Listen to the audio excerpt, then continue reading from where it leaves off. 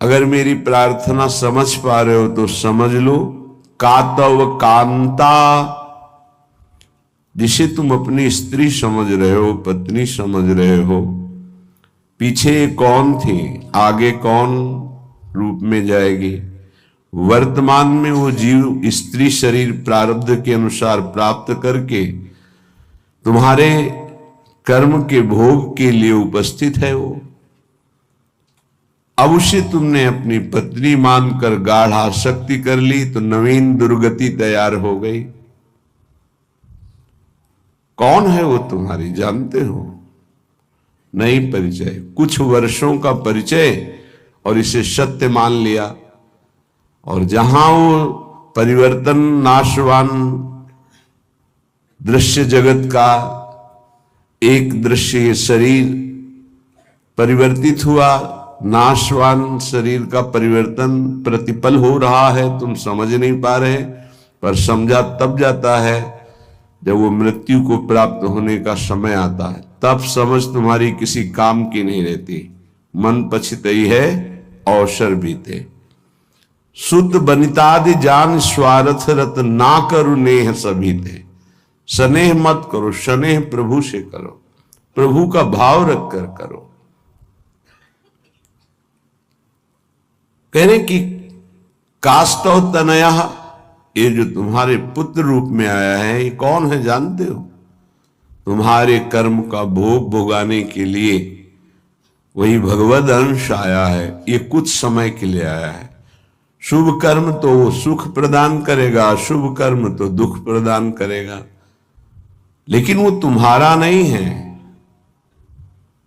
आप उसका परिचय नहीं जानते जो पुत्र रूप में आया हुआ है। स्थिरमति रेतन मृति मनुगणया, तुम्हारी बुद्धि स्थिर नहीं है, इसीलिए तुम समझ नहीं पा रहे कि गणना नहीं कर पा रहे हो कि तुम्हारी एक एक श्वास व्यर्थ में नष्ट हो रही है। आखिरी श्वास अहा किमद्य ना पश्यसि मरणम, क्या तुम देख नहीं पा रहे हो कि तुम्हारी श्वासें कम हो रही, तुम मृत्यु की तरफ जा रहे हो। तुम्हारा शरीर कभी भी अचानक छूट सकता है। ऐसा नहीं कि आप वृद्धावस्था में ही जाकर मरेंगे। तो पर वृंदावन मिहि शरणम, फिर भी तुम वृंदावन का आश्रय वास स्वीकार नहीं करते, सत्संग का अनुसरण नहीं करते, आचरण में नहीं उतारते, निरंतर नाम जप नहीं करते, तो किस भूल में तुम पड़े हो? तुम्हारे पास पत्नी है, पुत्र है, संपत्ति है, इस भूल में, ये तुम्हारी नहीं है। कुछ समय के लिए तुम्हारे प्रारब्धानुसार ये संयोग बना है, बस बिछुड़ जाएगा, इसे तुम रोक नहीं पाओगे। ना अपने शरीर का छूटना, ना अपने सगे संबंधियों के शरीर का छूटना, ये तुम्हारे बस की नहीं कि तुम रोक लो। तो क्या करें? सबको छोड़ दे? नहीं, सब में भगवत भाव करो, अपने धर्म का पालन करो, खूब नाम जप करो। जीवन सार्थक करने के लिए बहुत आवश्यक है। अगर आप इनके मोह में फंस करके भगवत विमुख जीवन व्यतीत कर रहे हैं तो निरर्थक जीवन है। प्राण निकल जाए पर भजन नहीं छूटेगा, इसे ही भजन कहते हैं।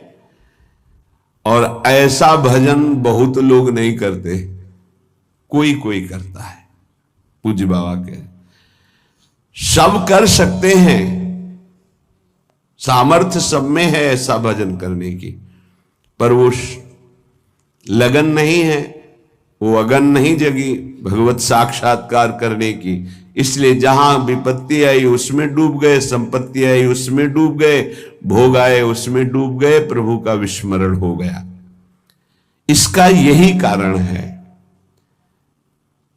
भजन का तात्पर्य है भजन में गोता लगाना, डूबना। बस चल रहा है मंत्र नाम, उसी के श्रवण में डूबा हुआ उपासक। डूब करके भजन किया जाए तो 6 महीने में भगवत साक्षात्कार कर लिया ध्रुव जी ने। डूब करके गोता लगाया, 6 महीने भजन में भगवान का साक्षात्कार कर लिया। और अगर तन्मयता नहीं है भजन में तो बहुत लंबा समय निकल जाता है। देखो, इस मन को देखा, अगर इसको भजन का सुख आप नहीं दोगे तो ये रुपए की गणना का सुख करने लगेगा। कई बार हमने कहा बचपन से इसी बात की पढ़ाई है, मन की वृत्ति की।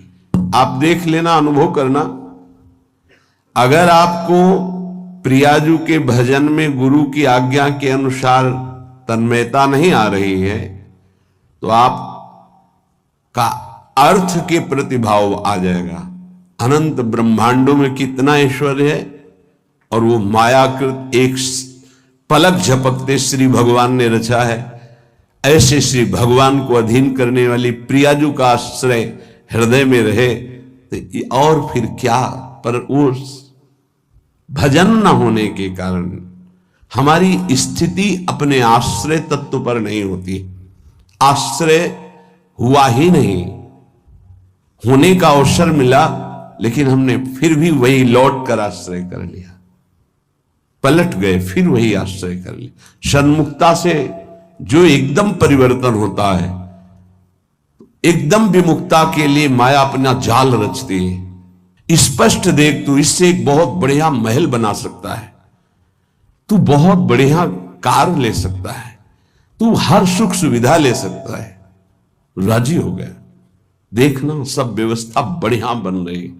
नहीं नहीं, हम व्यवस्था बढ़िया नहीं बनाने आए, हम व्यवस्था को श्री जी के आश्रय से चाहते हैं, अपनी मन बुद्धि के आश्रय से। लाडली जो के महलों में रखो चाहे झोपड़ी में बाग, उसका केवल आश्रय अंतर से प्रभु का होता है।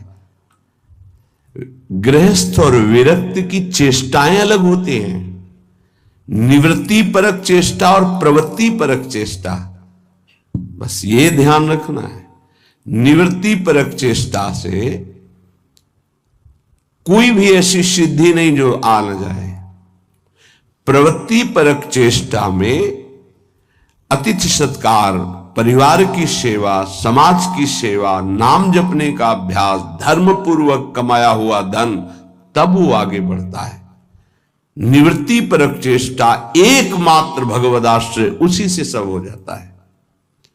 तभी लोगों को लगता है कि संत लोग बड़े धनी हो जाते हैं, उनको लगता है बड़ी चतुराई करते हैं। हमें लगता है कि क्या ये चतुराई आप में नहीं जागृत हो सकती है? क्या चतुराई? आप बल यहां पकड़े हो, बहुत चतुर है संत जन, ठग लेते हैं। किसको? ठगनी माया को भी। माया ठगनी विश्व को ठग रही, वो उसको भी ठग लेते हैं। वो बड़े चतुर हैं। रामई भजई ते चतुर नर, क्योंकि वो सच्चिदानंद का नाम एकत्रित किए हैं। एक नाम के ब्याज में पूरा त्रिभुवन नहीं है, उसकी बराबरी हम नहीं कह रहे नाम की ब्याज में। एक नाम त्रैलोक ही तारे, जो न ले सो जन्म ही हारे। अभी अपने लोग महिमा नहीं जानते नाम की, सच्ची मानिए। किसी ने कहा कि समस्त संसार को तो हम दुखई में देख रहे हैं, अगर विश्व में कोई सुखी है, वो उपहास के प्रति शब्द थे, अगर विश्व में कोई सुखी है देखा जाता है तो संत जन देखे जाते हैं।